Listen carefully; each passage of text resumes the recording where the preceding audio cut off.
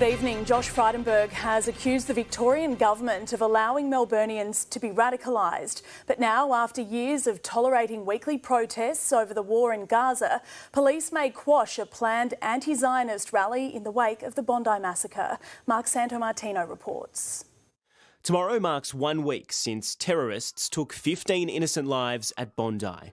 24 hours later, an anti-Zionism protest is planned in the heart of Melbourne. It will simply pour petrol on the fire of hate. And the government is culpable. Josh Frydenberg wants it stopped, as does Labor's Federal Education Minister Jason Clare. It is unthinkable that these rallies or protests would happen full stop. And after years tolerating pro-Palestinian marches, where people have waved terrorist flags and organisers have refused to condemn attacks on Jewish businesses, Victoria's state government finally agrees. This is not a time for divisive protests, said a spokesperson. If you're coming into the city in the coming days to whip up hate, you will be dealt with by police. The Victorian government has allowed Victoria to be radicalised. The worst terrorist attack in Australia's history was caused by radical Islamic extremists. New South Wales will soon give its police the power to cancel protests statewide in the wake of an act of terror. Victoria is considering whether it should do the same, but Jewish leaders say it's too little, too late. And our focus must be on closing down these factories of hate, of stopping these radical Islamic preachers. Monday's demonstration is being organised by Anti-Zionism Australia, but it was Students for Palestine leading today's attack. Hard-right politicians and the New South Wales Men's government are trying to exploit the tragic Bondi shooting to crack down on civil liberties and silence those against the genocide in Gaza. It's disgraceful, it's immoral, but it's to be expected from people who, for the last 2 years, have created an atmosphere that licensed violence against Jews. Mark Santomartino, 9 News. Hundreds of surf lifesavers have lined Bondi Beach in a solemn tribute to the shooting victims. As Hayley Francis tells us, it was also a show of strength from a community still grieving. If we needed more proof Bondi wouldn't break, here it is. Hurt but not hiding, down but not out. Nearly 1,500 local volunteer surf lifesavers reclaiming our country's most recognisable beach. And with a simple wave from above, those below stretched along the shoreline.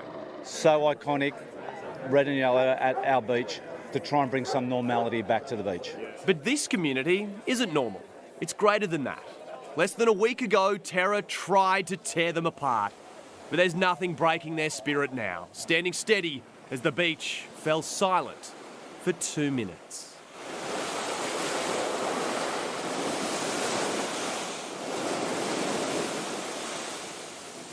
No words needed, because this symbol of unity says it all.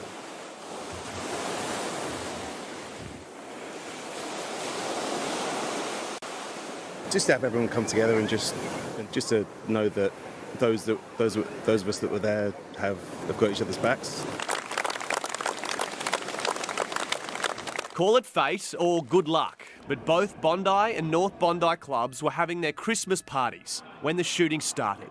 If it was on any other night, there wouldn't have been hundreds of trained and experienced emergency responders on scene within seconds. Got their first aid kits, went out again under gunfire and started doing CPR with the lifeguards on anyone they could. They are ordinary Aussies that were asked to do the extraordinary, but the message today is simple. Bondi Beach is ours. But elsewhere, the red and yellow family stood in solidarity, shoulder to shoulder in Maroubra, the same north of the border at Rainbow Bay on the Gold Coast, and south in Victoria on Altona Beach. As a member of the lifesaving movement, devastated, likewise all the members across the country, we were all massively affected. But back at Bondi, there's no rest. Returning to patrol today, but from Monday, the makeshift memorial will begin to be removed. The discussions around a permanent memorial will happen at a later stage. Until then, the cards, notes, toys and some of the flowers will be preserved. And there's been discussions about removing the bridge, which could be a painful reminder for the community. But nothing's confirmed. But at this stage, the bridge will remain where it is for now. We don't know what Bondi will look like in the future, but one thing's certain, this community doesn't stay down for long. Alex Ike, 9 News. The New South Wales Premier has announced there will be a royal commission into Sunday's terror attack, but it's not yet clear who will lead it, with the Prime Minister not ruling out a Commonwealth inquiry. Emily Saunders reports from Canberra. Signing his message for the National Condolence Book, the Prime Minister stopping short of signing up to lead a royal commission. Well, what we're continuing to do at this point is to act. The New South Wales Premier calling for Australia's most powerful form of inquiry to investigate all that led to Sunday's terrorist attack, a royal commission to be established by either the state or federal government. Chris Minns ready to forge ahead on his own. If we're not going to have a royal commission into this, when would you? As Anthony Albanese instructs the Department of Prime Minister and Cabinet to start its own investigation. I will support whatever actions the New South Wales Government take. We are working in lockstep. I'll have more to say about those issues. We want to see from him a commitment that he will support a Commonwealth Royal Commission that can look into all elements. I would welcome a Royal Commission, I would welcome another inquiry, but the government also needs to consult with the Jewish community. The federal government will reconvene Cabinet here on Monday to work through its new gun control and hate speech laws. They'll also decide if the rest of Parliament should come back early too. Anthony Albanese meeting with Jewish community leaders at the Great Synagogue in Sydney last night, returning to Bondi tomorrow for a National Day of Reflection for the first time since Monday. The theme of the memorial service tomorrow night in Bondi is a night of unity, light over darkness. Emily Saunders, 9 News. To other news now, and there's been a tense standoff between police and mourners at the funeral for a Geelong teenager killed in a car crash earlier this month. Friends of 17-year-old JJ Hutchinson performed multiple burnouts as part of the funeral procession and were unhappy when officers arrived.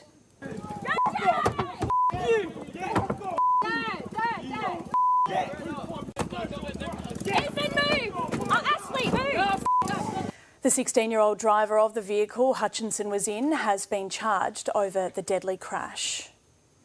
Well, the first weekend of school holidays has been disrupted at Sea Life Aquarium, with more than a dozen staff walking off the job. As Isabel Quinlan reports, the workers are demanding better pay and safer conditions. Taking a stand to stay afloat, hoping it stings enough to spark change. In comparison to Taronga Zoo and Melbourne Zoo, the workers here are paid far lower. Sea Life keepers and staff are demanding better pay and safer working conditions, claiming a majority of the time staffing levels are at half capacity, putting not only themselves and visitors at risk, but the welfare of the animals. We're definitely seeing profit being put ahead of people. The United Workers Union has been negotiating with Merlin Entertainments for 13 months. In a statement, the company's vice president says it's committed to reaching an agreement, but it must be viable to the business to ensure it won't impact the experience of our guests or the ability to maintain current staffing levels. And that today's action had minimal impact on guest experiences, nor will this have an impact on the well-being and welfare of our animals. But for those visiting, it was mixed reactions. It is a bit of a stressful at times because staff are short. It's for a really good reason, especially at this time of the year when everybody's trying to get Christmas presents. If the company doesn't come to the table with a decent offer, the union isn't ruling out taking further industrial action, and that means more disruptions for visitors. I hope guests will be understanding. We again are talking about workers who are earning just above minimum wage. Isabel Quinlan, 9 News. It's a moment the world's been waiting for, the first drop of the Epstein files. Former US President Bill Clinton is among the high-profile public figures pictured, but the documents were heavily redacted. Reid Butler reports. The long-awaited Epstein files and the search for the answers they could contain. Hundreds of thousands of documents, images and videos released by the US Department of Justice. Former US President Bill Clinton appearing multiple times, seen here in a hot tub with a woman whose identity is concealed. And here in a pool with the pedophile's co-conspirator, Ghislaine Maxwell, and another woman he's not accused of wrongdoing. Yeah, there were famous people who thought it was cool to hang out with Jeffrey Epstein. That's not a crime. Also pictured Michael Jackson and Diana Ross, Mick Jagger and the actor Kevin Spacey. Former Prince Andrew Mountbatten Windsor smiling with Ghislaine Maxwell and a group of other women. The files also include multiple photos of the former Duchess of York, Sarah Ferguson. None of these images suggest they're guilty of any crimes. And so much has been redacted. They released one document from a New York grand jury of 119 pages, totally blacked out. This despite a federal judge ordering them to release that document. Just put out the files and stop redacting names that don't need to be redacted. The Department of Justice says they're trying to protect the more than 1,200 victims targeted by Epstein, but critics are outraged. We have not seen the draft indictment that implicates other rich and powerful men who were on Epstein's rape island. For survivors like Annie Farmer, there's vindication and heartbreak. This 1996 FBI report details a complaint alleging Epstein sold naked pictures of she and her sister and threatened to burn their house down if they told anyone. Just to see it in writing and to know that they had this document this entire time,